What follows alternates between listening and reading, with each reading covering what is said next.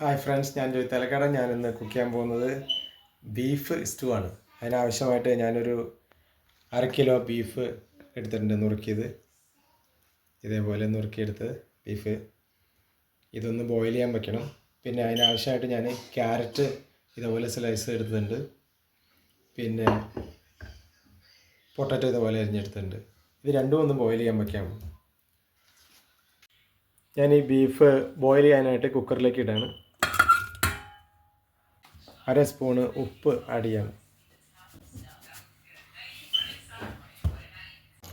ഞാൻ ഒരു പാൻ വെച്ച് പാനിൽ കുറച്ച് വെളിച്ചെണ്ണ ആഡ് ചെയ്തിട്ടുണ്ട്. അതിനകത്തേക്ക് ഞാൻ ഒരു 5 കറിയാമ്പൂ, ഒരു 6 ഏലക്ക, ഒരു ബേ ലീഫ്, അതേപോലെ 2 കഷ്ണം പട്ട, കറുകപ്പട്ട, ഇതും കൂടി അതിനകത്തേക്ക് ആഡ് ചെയ്യാണ്.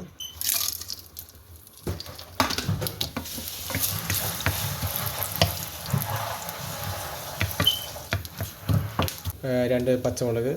ഞാൻ കൂടുതൽ പച്ചമുളക് ആഡ് ചെയ്യുന്നില്ല, കാരണം ഞങ്ങൾക്ക് എരിവ് അധികം യൂസ് ചെയ്യാൻ പറ്റാത്തതുകൊണ്ട്.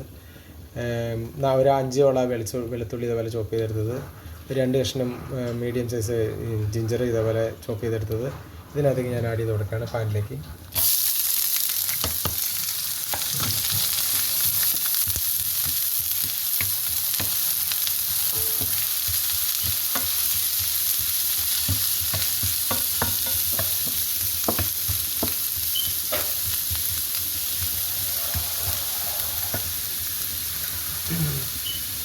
അതുപോലെ പാനിലേക്ക് ഞാൻ 2 ഓണിയൻ ഇതേപോലെ സ്ലൈസ് ചെയ്തത്, അതേപോലെ വേപ്പിലയും കൂടി ആഡ് ചെയ്യാണ്.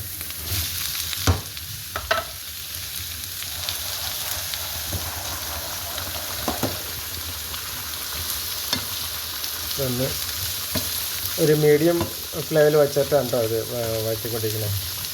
ഹൈ ഫ്ലെയിമിൽ വെച്ചതിൻ്റെ കുഴപ്പമെന്ന് വെച്ച് കഴിഞ്ഞാൽ ചിലപ്പോൾ അടിയിൽ പിടിക്കും.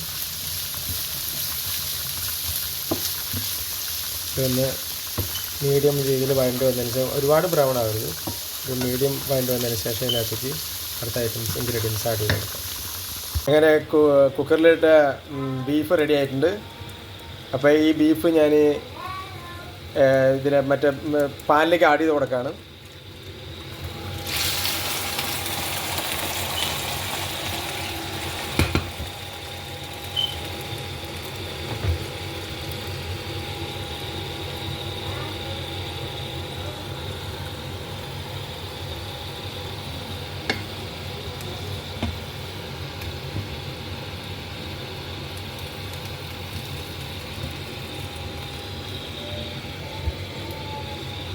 ഒരു 1/2 സ്പൂൺ ഉപ്പും കൂടി പാനിലേക്ക് ഞാൻ ആഡ് ചെയ്ത് കൊടുക്കുകയാണ്.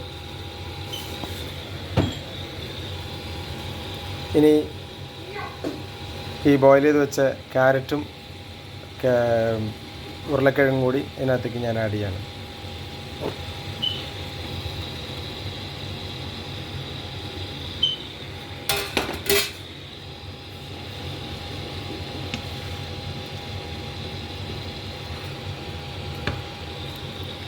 ഞാനൊരു 50 ഗ്രാം കാഷ്നട്ട് എടുത്തിട്ടുണ്ട്, അത് അരച്ചെടുക്കണം. അതോടൊപ്പം തന്നെ മാഗി പൗഡറാണ് ഞാൻ യൂസ് ചെയ്യുന്നത്, കുറച്ച് എളുപ്പത്തിനാണ് കേട്ടോ.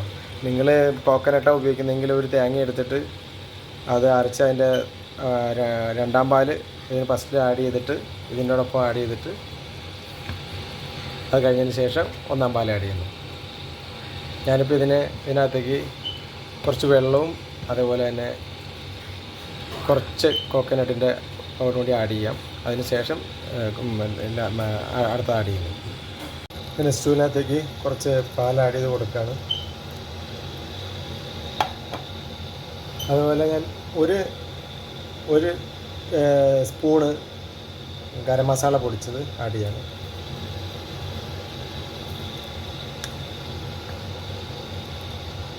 ഒരു സ്പൂണ് കുരുമുളക് പൊടിച്ചത് പെപ്പർ പൗഡർ ആഡ് ചെയ്യാണ്.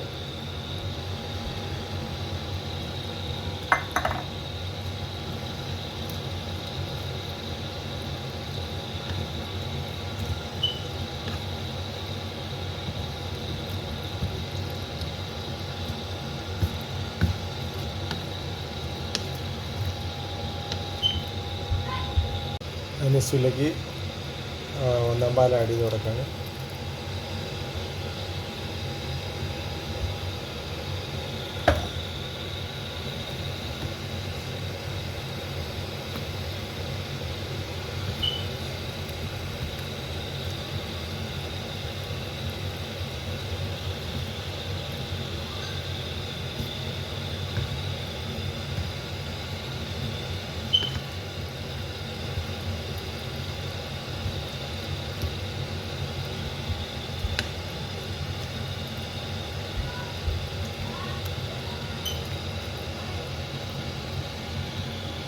അങ്ങനെ ബീഫ് സ്റ്റൂ റെഡി ആയിക്കൊണ്ടിരിക്കുകയാണ്.